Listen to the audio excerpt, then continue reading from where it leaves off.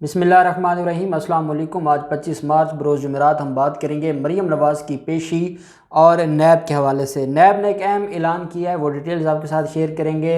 पेशी से चंद घंटे पहले नैब ने ये एक बड़ा अहम ऐलान किया है और एक अहम फ़ैसला किया है, और उसके बाद फिर मरीम नवाज़ का रद्द-ए-अमल भी सामने आ गया है। अब जब नैब ने यह फ़ैसला किया है कि मरीम नवाज़ की ये पेशी मुलतवी की जाती है, उसकी वजूहात भी मैं आपको बताऊंगा। और ये नैब ने बड़ा एक, आप समझें कि एक बड़ा सरप्राइजिंग है पूरी पीडीएम के लिए और पूरी जो पाकिस्तान मुस्लिम लीग नून और मरीम नवाज़ के लिए। और इस फैसले के बाद क्या नून लीग अभी भी ये सोच रही है कि वो कल अपना जो उनका एक सियासी वो एक इवेंट बनाना चाह रहे थे, पॉलिटिकल इवेंट, कि मरीम नवाज़ नैब ऑफिस जाएंगी और उसके बाहर खड़े होकर आवाज़ें लगाएंगी कि है कोई मुझसे सवाल पूछने वाला, आज सवाल पूछ लें। ये क्या होने जा रहा है वो डिटेल्स मैं आपके साथ शेयर करता हूँ। पहले तो मैं आपको ये बताता चलूँ, नैब ने पहले मरीम नवाज़ को पहले कैंसिलेशन ऑफ बेल मूव की, फिर मरीम नवाज़ के लिए बड़ी परेशानी बन गई। मरीम नवाज़ कैंसिलेशन ऑफ बेल में जब नोटिस जारी हो जाता है, साथ ही 26 मार्च का उनको तलबी का नोटिस जारी कर दिया चौधरी शुगर मिल केस में। और जब उनको नैब को ये लगा कि इस मामले में मरीम नवाज़ क्योंकि ऑलरेडी ज़मानत पर हैं, तो साथ ही मरीम नवाज़ का जो दूसरा मामला था जाती उम्रा अराजी केस, उसमें भी उनको नोटिस जारी कर दिया। मरीम नवाज़ पहले तो बड़ी धमकियां लगाती रहीं, बड़ी बातें करती रहीं, और अल्टीमेटली मरीम नवाज़ ने जाकर ज़मानत करवा ली। अब हालात कुछ इस तरह के लाहौर के बन गए कि जैसे आप जानते हैं कि लाहौर में कोरोना एसओपीज़ की वजह से यहाँ पर स्कूल्स भी बंद हैं, दफातर में भी 50% जो लोग हैं वो काम कर रहे हैं। तो अब ये सारा मामला था। नैब आज अपनी ज़िम्मेदारी पूरी करते हुए लाहौर हाई कोर्ट गया था और लाहौर हाई कोर्ट से ये कहा कि मुलज़मा से हमने सवाल पूछने हैं, 3 सवालात हैं। उन 3 सवालात के लिए मुलज़मा जो धमकियां दे रही है कि मैं लाखों लोगों को लेकर आऊँगी, ये बड़ी ज़्यादती है, और इन सारे हालात पर उनको रोका जाए कि वो आए बतौर मुलज़म पेश हो। वो कोई कश्मीर फ़तह करने तो जा नहीं रही, वो अपने काले करतूतों का जवाब देने जा रही है, जो उसकी और उसकी फैमिली, उसके बाप और उनके भाइयों ने मिलकर इस मुल्क को लूटा, बच्चे बच्चे को मकरूज़ किया, वो तो उसका जवाब देने जा रही है। तो ये सारा तमाशा बंद होना चाहिए। खैर, वो अदालत ने कहा जी कि क्योंकि रियासत की ये ज़िम्मेदारी है, कानून पहले से ये तय है, कोई भी कानून में हाथ लेगा तो रियासत उसको जो है वो रोक सकती है, रियासत उसको सज़ा दे सकती है। जब कानून मौजूद है तो अदालत की डायरेक्शन की ज़रूरत नहीं है। अब ये रियासत की ज़िम्मेदारी है कि वो सारे मामलात को खुद देखे। साथ वज़ीर आज़म पाकिस्तान जब आज मीडिया से बात कर रहे थे, जब मीडिया के चंद लोग उनसे मिलने गए वज़ीर आज़म हाउस में, तो वज़ीर आज़म ने भी कहा कि जिस तरीके से ये मुल्क को यरगमाल बनाने की कोशिश कर रहे हैं, या पाकिस्तान के इदारे को जैसे ये धमका रहे हैं, तो पाकिस्तान का इदारा वो पाकिस्तान का है और वो कोई इंडियन इदारा नहीं है। जिस तरीके से उसके साथ ये सलूक कर रहे हैं, तो हम इस चीज़ को ना सिर्फ का जो इसको जो इनकी तरफ से कहा जा रहा है उसको रिजेक्ट करते हैं, बल्कि हम साथ हुकूमत को ये कहेंगे, पंजाब हुकूमत का कहा वज़ीर आज़म पाकिस्तान ने, कि हम हुकूमत से ये कहेंगे कि वो इन सारे मामलात को खुद देखे और नैब की और बतौर इदारा उसकी हिफाजत करे। जैसा कि आप जानते हैं रेड जोन डिक्लेयर हो गया था, रेड जोन डिक्लेयर होने के बाद वो पूरा उस एरिया को संभाल लिया था रेंजर्स ने, और रेंजर्स ने जब संभाल लिया और सारे मामलात हो गए, तो उसके बाद नैब लाहौर में आज एक अहम इजलास हुआ आज शाम। उस इजलास में डीजी नैब भी थे और बाकी लोग भी थे। उसमें जो क्योंकि जो वजारत सेहत है उसकी तरफ से पहले ये बात सामने आई थी कि वो लोग उन्होंने पहले जलसे भी किए हैं, उन्होंने रैलियां भी की हैं, जब उनको बार बार ये कहा गया कि कोरोना की ये जो तीसरी लहर है ये बहुत सख्त है और ऐसे हालात में वो बाज आ जाएं, और वो बाज ना आए तो अब अगर आप लोग इसको डिले कर सकते हैं तो इसको डिले करें, क्योंकि कल मरीम नवाज़ तो बुलेट प्रूफ गाड़ी में होगी, गफूर हैदरी तो बुलेट प्रूफ गाड़ी में होगा, उनको तो उनके साथ तो कारकुनान बेचारे उनको देख भी नहीं सकेंगे। लेकिन जो आम आदमी, गरीब आवाम जो दिहाड़ी पर लाया जाए, या जो नून लीग से के कारकुनान हैं, या जो अपने लीडर्स से मोहब्बत करते हैं, या जो भी वजह है, अगर वो लोग उनमें से कोई एक भी इफ़ेक्ट हो गया तो ये कौम का नुकसान होगा, पाकिस्तान का नुकसान होगा। तो ये सारे मामलात को देखना होगा। अब लाहौर हाई कोर्ट में नैब पहले बता चुका था। नैब का मकसद मरीम नवाज़ को बुलाकर दुनिया को ये दिखाना था कि जब इनको शामिल तफ्तीश होने के लिए बुलाया जाता है तो इनका किरदार क्या है, इनका बिहेवियर कैसे होता है, ये कैसे ट्रीट करते हैं, कैसे ये नैब के ऊपर हमला करने की बात करते हैं और कैसे ये सारे मामलात को देखते हैं। नैब ना सिर्फ पूरी कौम को बल्कि जो लाहौर हाई कोर्ट है जहाँ पर उनकी 2 ज़मानतें पेंडिंग हैं, वहाँ भी ये बात रिटर्न बता के आ गया है कि ये मामलात हैं, ये कैसे निराले मुलजिम हैं कि यहाँ से अदालतों से तो रिलीफ ले जाते हैं, लेकिन जब इनको जो इन्वेस्टिगेशन अथॉरिटी है वो जब तलब करती है तो उसकी बुनियाद पर ये गालम गलूच और धमकियाँ देने पर आ जाते हैं। तो नैब ने कहा कि बजाय इसके कि कल पीडीएम अपना सियासी इवेंट के तौर पर इसको कल तमाशा लगाए और कल ना सिर्फ दोबारा, क्योंकि ये तो शरारत तो करना चाहते थे, ये तो इनका पूरा प्लान था और ये इदारों की तरफ से ये ख़ास तरह के जो एक उनकी तरफ से प्लान्स थे, जिस तरीके से जो राना सनाउल्लाह और खोखर बरादरान ने टीमें तश्कील दे दी थी, ये कल दंगा फसाद बड़े लेवल पर करना चाहते थे। तभी मौलाना फजलुर रहमान ने उसकी क़यादत की हामी भरी थी, तभी गफूर हैदरी लाहौर में बैठा था। ये बड़े लेवल पर दंगा फसाद करना चाहते थे और नैब नहीं चाहती थी कि कौम का नुकसान हो, रियासत का नुकसान हो, रियासती इदारों का नुकसान हो या रियासत की आवाम का नुकसान हो।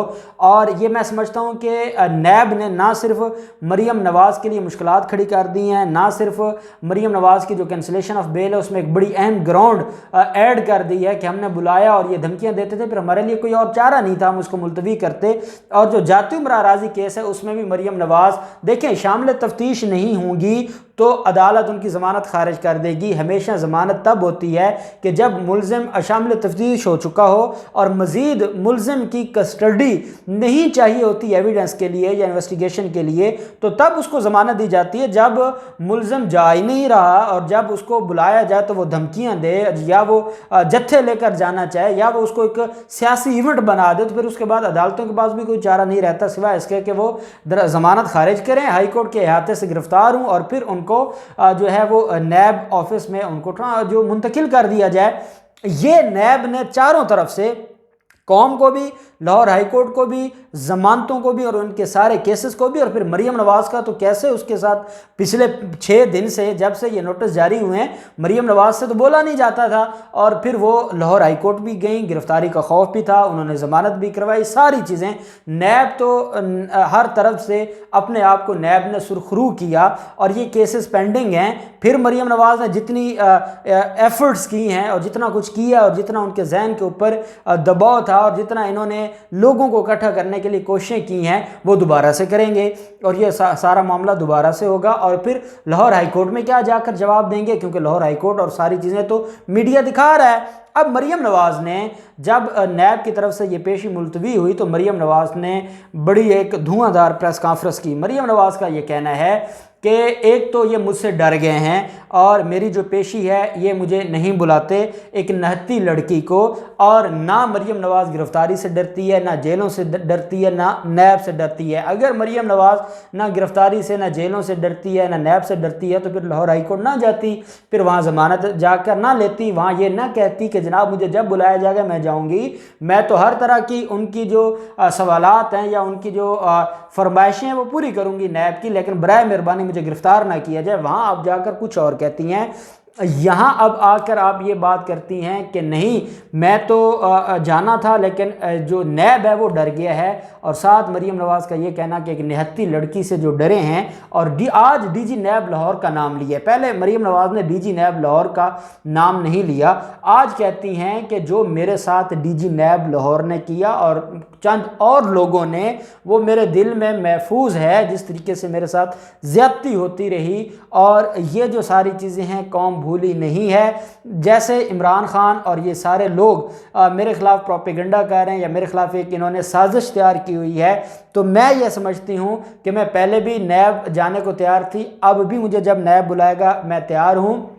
ये सिर्फ मुझे डराना चाहते थे, धमकाना चाहते थे और अच्छा फिर वो ये भी साथ कहती हैं कि जो मेरा मामला तफ्तीश जो है जिसमें इनके पास कुछ नहीं था और वो तफ्तीश जो है वो बंद कर दी थी, दोबारा ओपन की है। चौधरी शुगर मिल केस की तफ्तीश कभी बंद हुई नहीं है। वो अदालत में जो अदालती फ़ाइल थी वो दाखिल दफ्तर हुई थी, इनकी जो इन्वेस्टिगेशन थी वो चल रही थी। और इन्वेस्टिगेशन इंक्वायरी में और इंक्वायरी रेफरेंस में तब जाती है, सॉरी इंक्वायरी इन्वेस्टिगेशन में और इन्वेस्टिगेशन रेफरेंस में तब जाती है जब सारे के सारे डॉक्यूमेंट्स जो एविडेंस है, जो मुलजमान की तरफ से बयानात हैं वो सारे सामने हैं। जब उनकी तरफ से बयानात ना आए, जैसे हम देखते हैं कि शहबाज शरीफ और हमजा शहबाज के मामला में आमदन से ज़्यादा साजिश केस में 14 माह के बाद रेफरेंस फाइल हुआ, तो ये नैब के मामलात में ऐसा होता है। आपके खिलाफ इन्वेस्टिगेशन बंद नहीं हुई थी, इन्वेस्टिगेशन अपनी तरफ से वो कर रहे थे। और यही तो वजह है कि जो आपको सवालनामा दिया गया है और जो चीज़ें आपको दी गई, आपके पास तो जवाब नहीं था।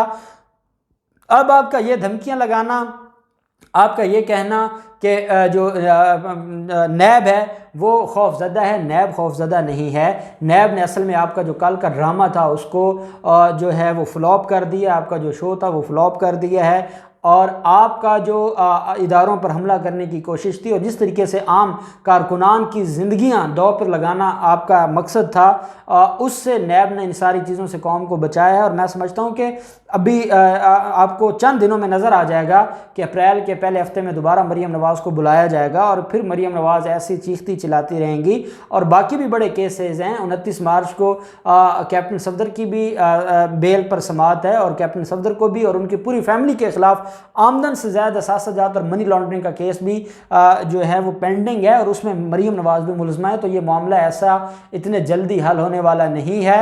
और फिर जो इन्होंने आज जस्टिस उमरता बंदयाल साहब के साथ किया है और उसमें जो वो ट्विटर हैशटैग है या ट्रेंड है, उस चलाने वाले जो अकाउंट्स हैं उसमें बड़े वो मेजर अकाउंट्स हैं जिनको मरीम नवाज़ ने फॉलो किया हुआ है और ये सारी कौम जानती है कि ये मरीम नवाज़ इसके पीछे है। और मैं उम्मीद कर रहा हूँ और मेरे पास जो एक ख़बर है वो यही है कि चीफ जस्टिस अब इसके ऊपर एक्शन लेंगे। ये तमाशा अब नहीं चलना चाहिए और उन सारे लोगों को ना सिर्फ कैफरे किरदार तक पहुँचाया जाए बल्कि मरीम नवाज़ को भी इसमें तलब किया जाए। अब देखते हैं ये सारा मामला कहाँ जाता है।